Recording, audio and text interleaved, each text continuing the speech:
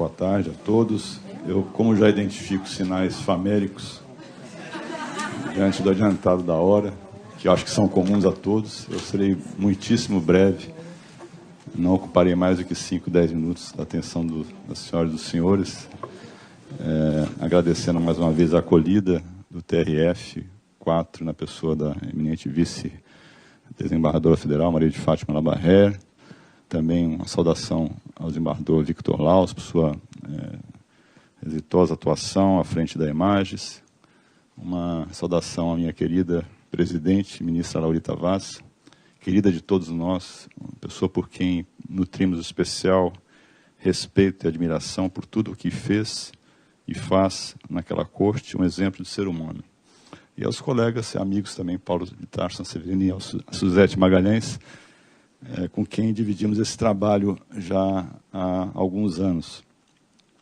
Como eu disse, vou apenas acrescentar pouquíssimos aspectos referentes à atuação criminal no STJ e que tem a ver com este tema.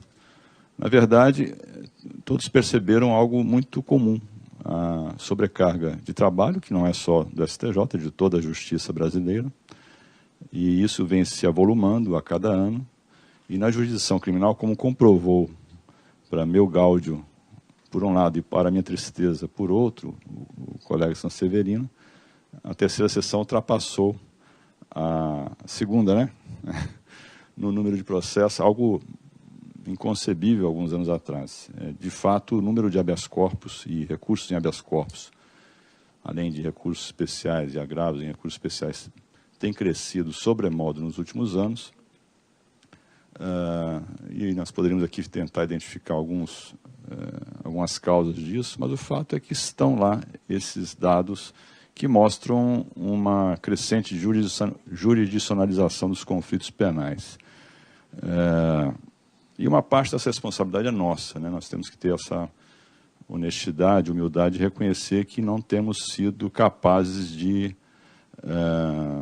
alguma forma, evitar esse crescimento.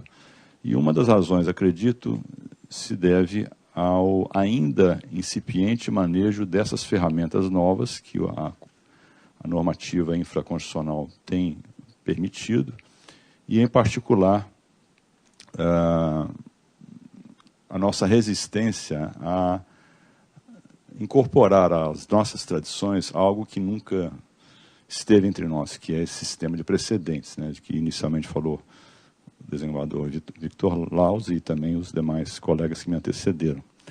Nós não estudamos isso nas faculdades, onde nos formamos, nós nunca nos deparamos com isso. Isso é algo de alguns anos para cá. Então, há uma resistência natural a aceitar nas nossas rotinas uma adesão a esse sistema de precedentes. Mas é absolutamente incontestável que sem isso nós não iremos conseguir vencer essa demanda crescente de processos, né?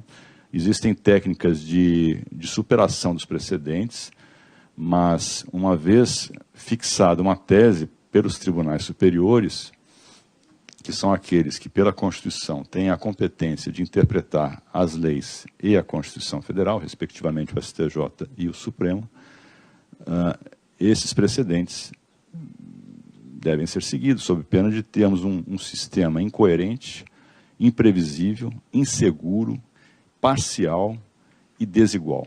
São consequências inexoráveis de um sistema que não é um sistema. O sistema traz a ideia de unidade, de ordem, de coerência interna.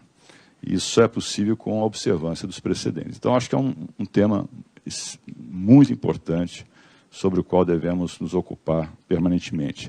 Na jurisdição criminal, eu cito apenas um exemplo simples de uma situação que é corriqueira e que evidencia muito bem isso. Duas pessoas autoras de um crime de tráfico, vamos colocar tráfico internacional para atrair digamos assim, a competência da Justiça Federal, e que são condenadas por algum motivo, porque os processos foram desmembrados, por exemplo, por dois juízes diferentes.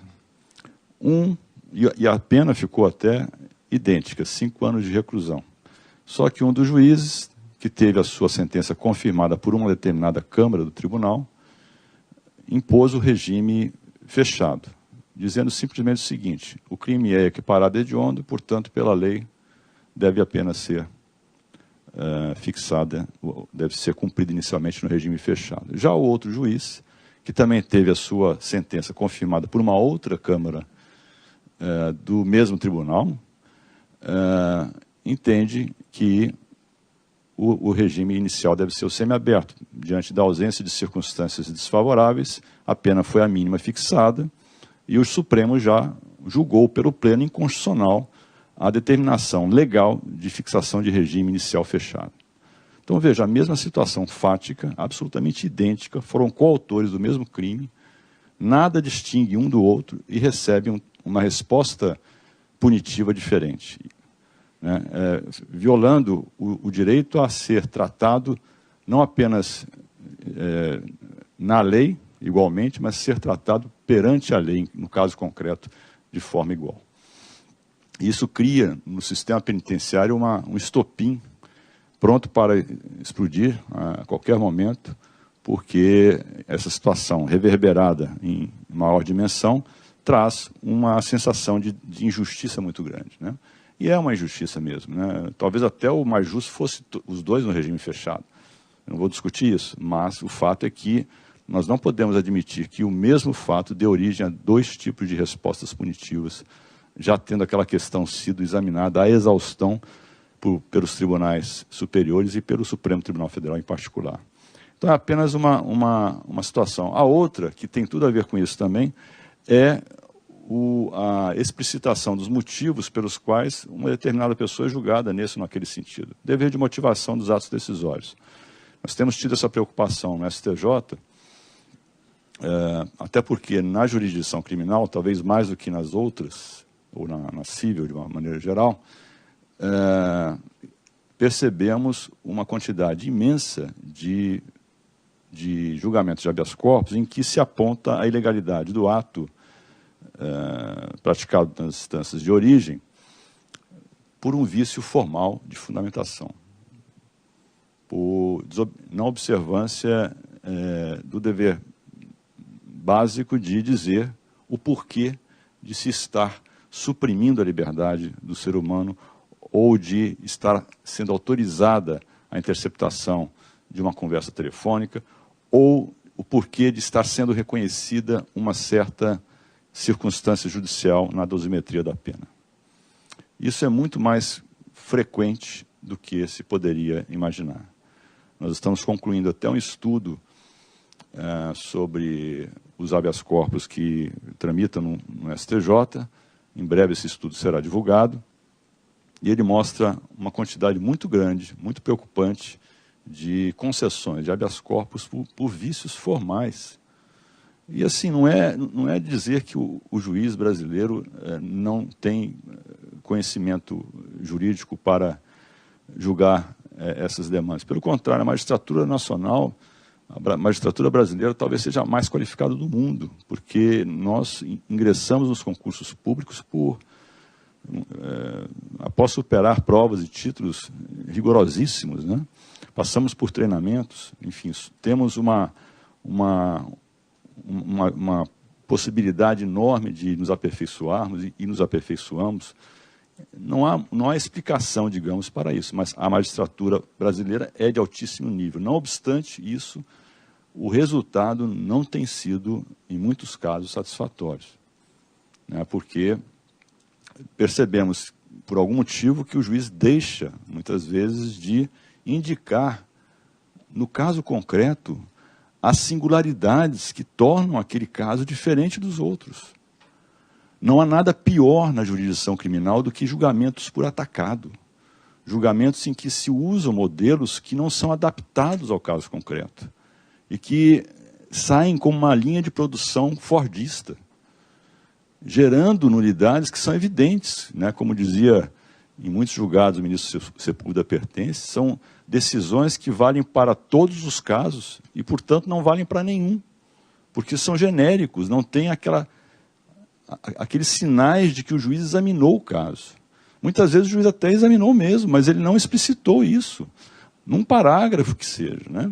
Então, essas angústias que são comuns a todos nós na terceira sessão, nos levaram a propor à Escola Nacional de Formação e Aperfeiçoamento de Magistrados a elaboração de um manual prático de decisões penais, que acabou sendo lançado agora essa semana, e que vai integrar, inclusive essa disciplina vai integrar os cursos de formação e aperfeiçoamento de magistrados, não para ensinar ninguém a julgar, pelo amor de Deus, não é isso, mas para servir de ferramenta para que o juiz, no dia a dia, com a sobrecarga enorme de trabalho que todos têm, tenha um auxílio muito prático para este momento crucial da sua atividade, né? Que é a principal, que é a decisão que prende alguém, a decisão que solta, a decisão que recebe uma denúncia, que fixa a pena, né?